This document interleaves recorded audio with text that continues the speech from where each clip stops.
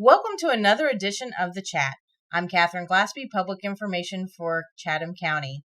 And with us today is Nick Beard, our video producer. He's behind the scenes. So, Nick, you over there? I'm awake. Good morning, Chatham County. Welcome to The Chat. Are you going to chime in with us a little bit today? Oh, yeah. I'm ready. All right. That sounds good. Also with me today is Abby Murphy. Hey, everybody. Good morning. And today we have Chief Hadley joining us from Chatham County Police Department. Welcome to The Chat. Thanks for having me. Thank you for being here. Tell us a little bit about yourself and how you ended up in Savannah, Georgia. Well, I was born in Indiana, but I moved to South Florida, Naples, Florida, in second grade to live with my dad and my brother. And I grew up down there. So I went to elementary, middle, high school down there in the first couple years of college. And I always, since high school, knew I wanted to be a police officer. Attended a job fair, and that was what interested me. So I really kind of always knew what I wanted to do. I was too short to play professional sports, even though I liked doing it. But so I went to community college in Fort Myers, Florida, and I put myself through the police academy in 1991. And I was fortunate enough to get hired by the Cape Coral Police Department, which is right outside Fort Myers. And I worked there a couple years, and I was looking to go to a larger agency that had more opportunities for growth and to do some of the things that I had an interest in. And so I actually applied to the Fort Wayne Police Department, where I was born, Fort Wayne, Indiana, which is the second largest city in Indiana, northeast Indiana. It's about 265,000 people that live there. And my mom and my sisters were there, and my brothers, so I had a lot of family reasons to go back there. And so I went there in January 94 and spent most of my time working undercover and doing that. Really enjoyed that, and got promoted and rose through the ranks and was promoted to captain. And I ended up running the narcotics division for several years, and as well as running the police academy and a patrol division. And so I went back to school, got my master's degree, and had a crazy idea in my head that I wanted to be a police chief. I had my own ideas about policing and things that I thought would work, and how the approach that you should take to community. And anyways, so I ended up in 2008, I was hired as the public safety chief in Kalamazoo, Michigan. And I was had just turned 38 years old. I was young and didn't really know what I was doing, quite frankly. But I had a great boss and a great mentor, and he had a lot of confidence in me, and so I appreciated that. And was there for 9.5 years. I thought we did some stellar work around community policing and some other problem-solving initiatives, and so. And then, I wanted to get to some warmer climate and, looking for new opportunities. And this opportunity came up, and I was kind of amazed. I knew that Savannah had a merged police department. And to see that it was separating was interesting in and of itself, just the dynamics behind it. But then, obviously, that born an opportunity to potentially be the engineer, if you will, of recreating a pretty large police department in the 21st century, and that those opportunities just don't exist very often in my profession. And so I was just fortunate enough to be offered the position by the county manager and the chairman, and it's been a great transition. I've been here almost 2 years. December 4th will be 2 years, and it's just been fantastic. It's been amazing to see the transition from Savannah Chatham Metropolitan Police Department to having two police departments out of that CCPD, and really how fast it all came together. The county put together a transition team as well as the city did, and they worked together to do it. And we were a part of that team in PIO, and I can remember sitting in that meeting for transition meetings going, we're 4 months out and they haven't hired a chief yet. We're making decisions that I really think the chief should be making. So I know that had to be really interesting for you to come in and build this, but then already have a few decisions made that you were going, I'm not so sure about this. What was it like really to step in when because you got here in, I think, September, October? No? December 4th was my first day. December 4th. Okay. I remember that was the day that you were sworn in, but I didn't realize that was your first day on the job. That was my first day of work. So you're looking at, we had to start policing February 1st. So we had less than 60 days. Yeah. That would have been less than 60 days to begin policing the unincorporated areas. So, was that stressful to come in 2 months before and know that you had to? Absolutely. I was about to say, no pressure at all there, right? I mean, it was. I mean, you just know the math of it wasn't going to work in terms of we weren't going to be able to hire enough folks to fulfill our obligation to the community. So with that said, I mean, you need relationships, right? And you need help, right? And you have to acknowledge that. And I think that relationship that you built with the sheriff, because they were the ones that came out and really helped you patrol for that first, 6 months or so? Yep, 7 months. They really helped us. So a lot of credit goes to Sheriff Wiltshire and his team, kind of, extending his hand and saying, how can I help? And putting together a staffing plan with his complement of officers and what little officers that we had at the time, and going out and trying to, serve the community like we were obligated to. But it worked. Not perfect, obviously, but it worked. And over time, we were able to hire up and staff up. And then the amount of officers that he attributed to us, kind of month after month, kind of reduced until I think September of 18 was the last couple that went back to them full time. So, like I said, a lot of thanks and credit goes to Sheriff Wiltshire and his team. But with that said, you talked about the transition team, and you asked about, coming in and decisions were made and whatnot. And yeah, they were. And I remember sitting down with the county manager and some of the transition team really during my interview process, not necessarily right before I got offered the job. And I asked the question, I hope the new chief doesn't come in and do X.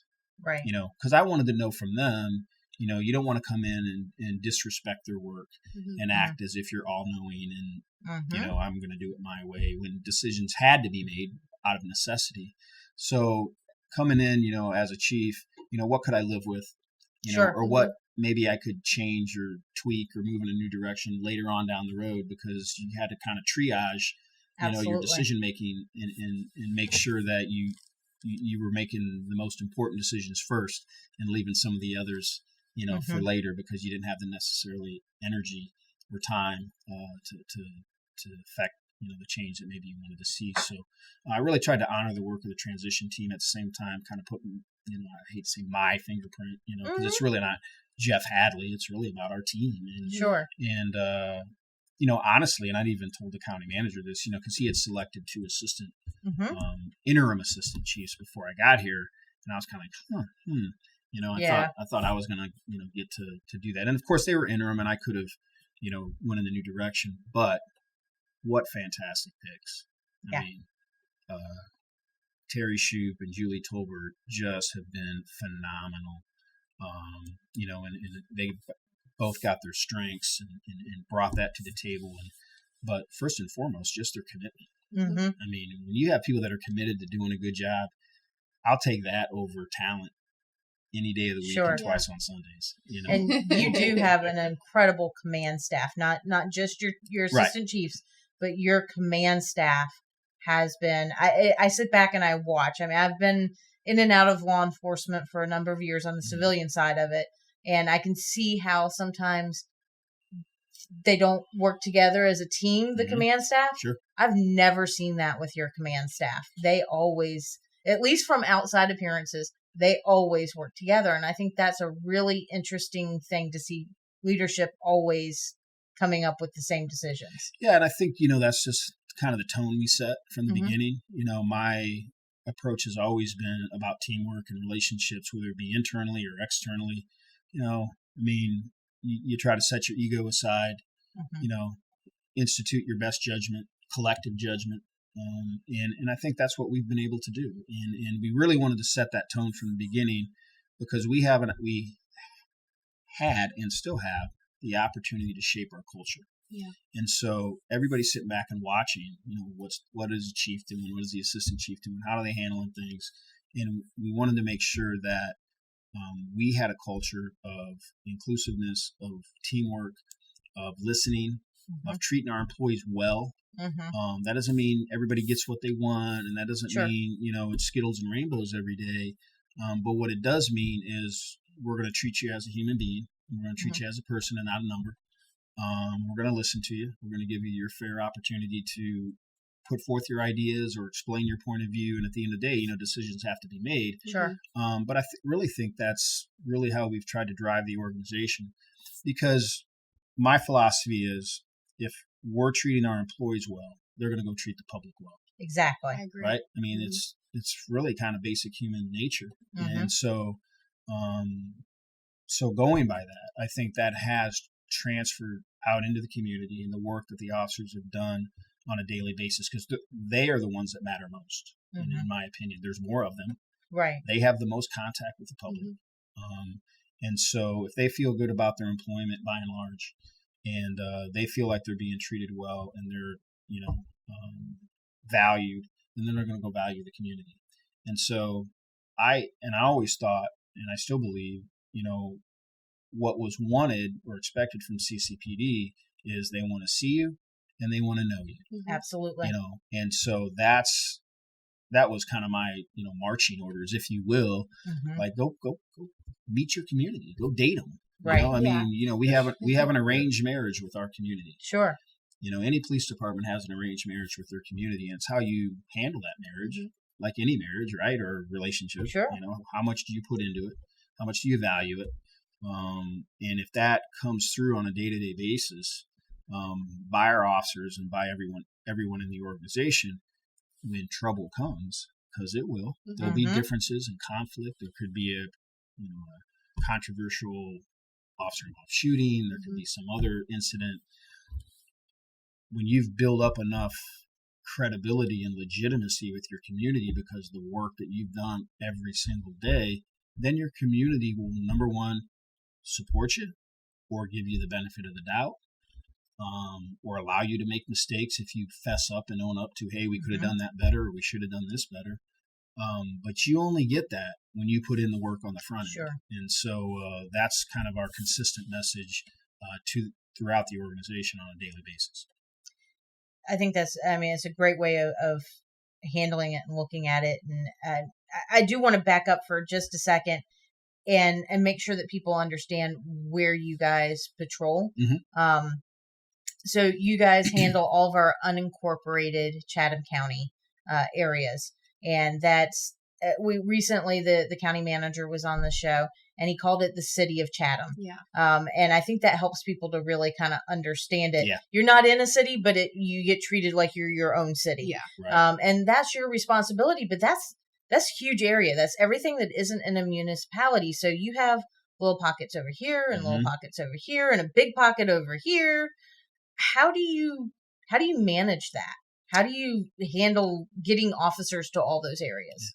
Well, it isn't easy because, it's interesting you asked this question because I was actually having this conversation about geography the other day around, if you have, most municipalities, their borders are contiguous. Right? Most. Georgia's a little different because state law doesn't require that. Many state laws require that your municipal boundaries have to be contiguous. Right. Whereas here in Chatham County, particularly the city of Savannah, has little pockets. Yeah, they annex here and they annex there. And so they're responsible for this subdivision, I think way off Canebrook Road. There's a subdivision right by the Botanical Gardens. That's the city of Savannah. Right. So even my own neighborhood is that way out in Georgetown. Right. So half of the neighborhood is unincorporated. And then there's like 120 houses that are city of Savannah. Right. So, it's kind of like, how do you patrol that? Yeah. It's, number one, it's an understanding of what your responsibilities are. So what belongs to you, if you will, and what belongs to the city of Savannah or Garden City or Pooler or Tybee. Or, a lot of folks, would make the assumption that Spanish Hammock is the city of Tybee.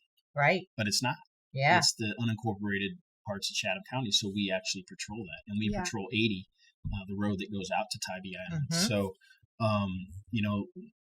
that your officers, one, understand that what's in their beat and in their district, and that they need to make themselves known and be seen in those areas that they may not often get to because they're at the outer borders or whatnot. So, we run all the way from the county line west all the way to Tybee Island and everything in between that's not incorporated. So Wow. we have a large geographical area to cover.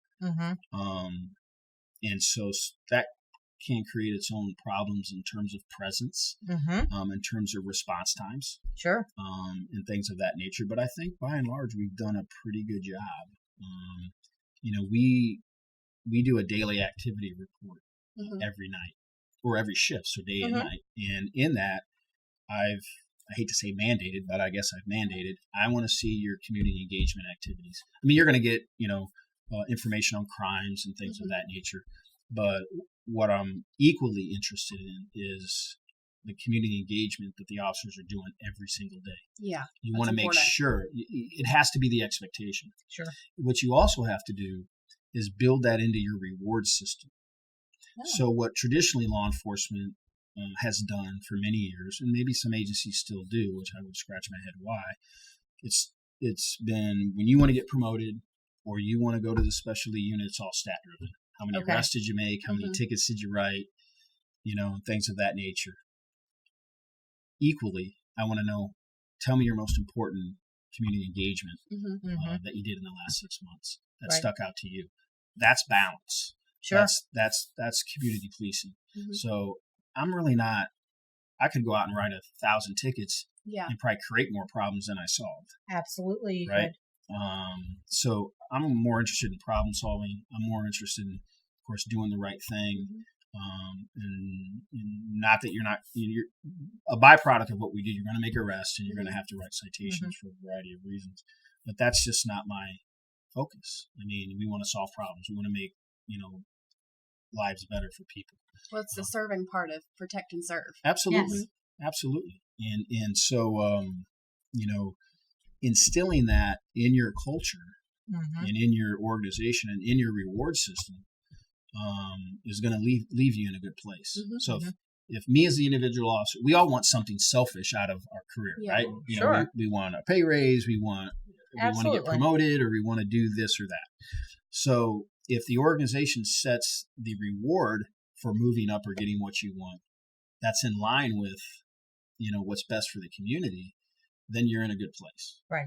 So again, not to be repetitive, but I want to make sure that our officers understand that you're not going to impress me by coming in and writing 1,000 tickets. You'll impress me by solving a problem. You'll impress me by getting out of your car and engaged in the community, or identifying a problem. And maybe you have to go write tickets because the public wants this street policed because they're going 55 and a 30 in a school zone. Right. Okay. Right. Absolutely. We're going to go write tickets. It's a public safety exercise, but not for your own stats and for your own ego to say, I wrote 40 tickets today and look at what a great cop I am. That doesn't make a great cop.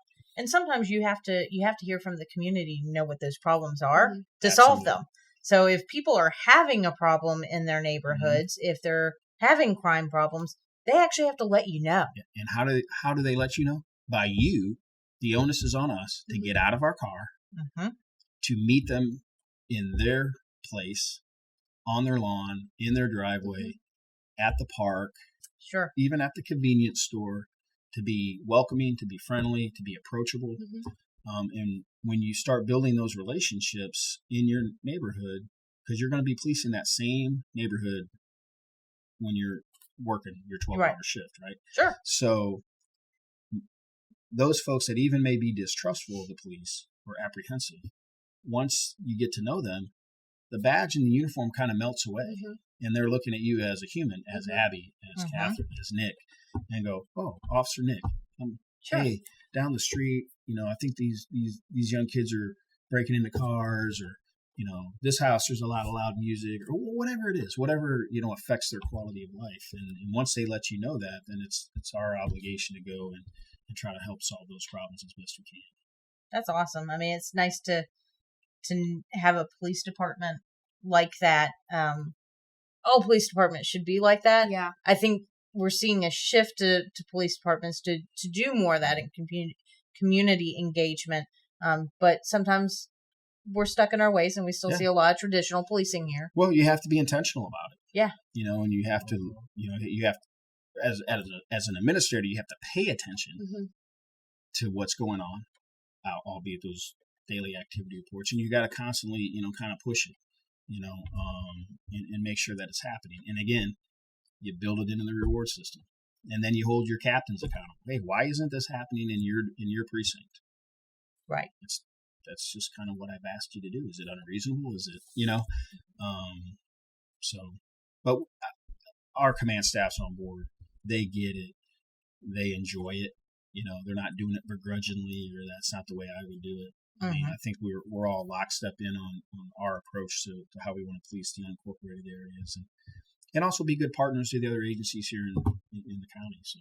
Absolutely. Well, shifting gears a little bit, I know your department is just over 18 months old. So can you share with us as a department what one of your number one accomplishments have been? And I've said it before, I think the most remarkable accomplishment is our staffing. We are 100% staffed. That's amazing. I have never known of another police department that was over about 10 people that could be 100% staffed. It's just not a thing you hear of in law enforcement. Yeah, it's.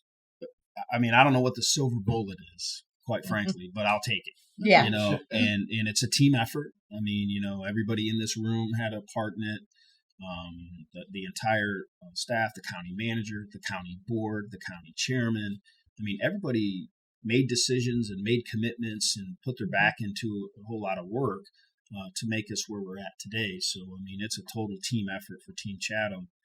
And, to sit back and be 100% staffed in today's tough job market in law enforcement is pretty remarkable. We just got to keep, doing what we do. Sure. And we're going to grow. I'd like to grow. I mean, so there's some, we went through a strategic planning process. We're finalizing that up, kind of polishing up the final product. And so that'll be presented, to the board and through the county manager. So there's some things that I'd like to see us get to over the next 3 years. I think that's great. How many people do you have? How many officers? How many civilians? So I have 125 sworn officers, and I'm thinking around 20 civilian staff. I don't have the exact number off the top of my head. In addition to that, we also have an obligation to the counter-narcotics team. Mm-hmm. And so we are over-hiring to fulfill our obligation to them, which it will be 14 officers, 14 sworn, one lieutenant, one sergeant, the rest investigators, and we're about halfway there. Okay. So we really, if you add all those numbers together, we're really going to have almost close to 140 sworn officers. Wow. Hopefully by maturity. That's actually pretty amazing within 2 years to have that many people, and like you said, you're 100% staffed. I can't believe how it all came together. It's good when it all comes together like that. Yeah. Let's talk about you can't police in a vacuum here. We have right. eight municipalities plus unincorporated Chatham. All of them have law enforcement with the exception of Vernonburg. Mm-hmm. You guys have to work with everybody else, and that doesn't even include the state partners and the federal partners and everything. How important are those relationships? Oh, they're critical. I mean, honestly, they're just critical. I mean, if you think you can do it alone, you're sadly mistaken. I mean, everybody has something to offer. Mm-hmm, sure. And so if you when I say take advantage of that, I mean, I just mean that if you have the relationships intact, that if I have every bit of confidence. If I picked up the phone this second and asked any of the local chiefs, hey, I need help. Can you help me with this because you have this and you need it?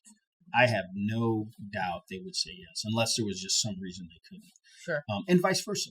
I mean, we're here as well. I mean, we're the second largest agency that does patrol in Chatham County. You got City of Savannah, obviously as the largest, and of course the Sheriff's Office with the jail and their staffing. But we have the second highest call volume in the second largest department. So we have something to offer to them as well. So it's a spirit of cooperation. I think everybody really gets along, sets their egos aside. I don't see any bickering, I just don't. I mean, and at the end of the day, the public doesn't care if you're wearing French blue, dark blue, brown. No. Exactly. They really don't care. And a lot of times they don't even know if they pulled you over. They don't even know. They just know a cop pulled them over in Chatham County. So, I mean, we all represent each other. Yeah. You know, at the end of the day, we all represent each other. And so a lot of good relationships here. We all help each other out, particularly with the city of Savannah and the sheriff's office. We do a lot of training together. Yeah. Of course, we're starting a SWAT team with the sheriff's office, and that's been an 8-9 month process so far. We still have a long way to go. But I mean, city of Savannah has been great to work with. I mean, some people asked when I got here, "Oh, is there a lot of bickering?" I said, "No, not at all." As county manager has said, it was a win-win. When we separated those police departments. I don't like to use the word demerger. That's just I don't like that word. But when we separated the police departments, it was a win-win. They needed to concentrate on a certain thing, and the unincorporated county needed to feel like they had law enforcement that could listen to their needs. Yes. And so it was a win-win for everybody. And I know that most of your command staff knows the people that are command staff over at the city of Savannah, and because they've been here for a long time. They aren't new to this area like you are. And you've come in and made those relationships. So I never see where you guys are like, oh, well, we don't get along with them or we can't work with them. That doesn't happen here. Yeah, and I think that's great, because in other areas that can happen, where law enforcement doesn't work with other law enforcement. I'm so pleased to see how those relationships work. And I've seen that firsthand with being on call for the police department.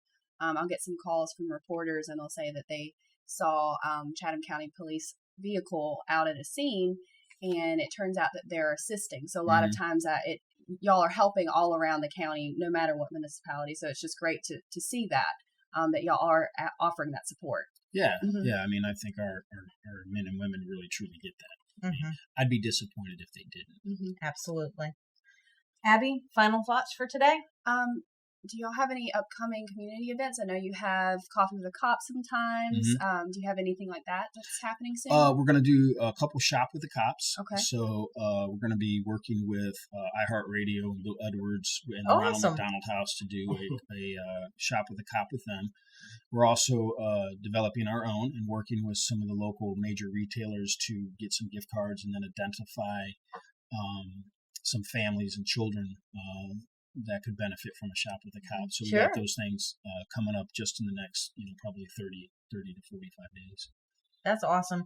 And I'm sure that if people want to know more information about that, they can call your public information officer, Betsy Nolan, and she can probably give them more information. That's correct. Yeah, you can get a hold of Betsy Nolan, or we have our own Facebook page, which is, I think we have pretty good outreach with that. So you always post something on our Facebook page or ask questions to her, and she's real good about getting back with folks.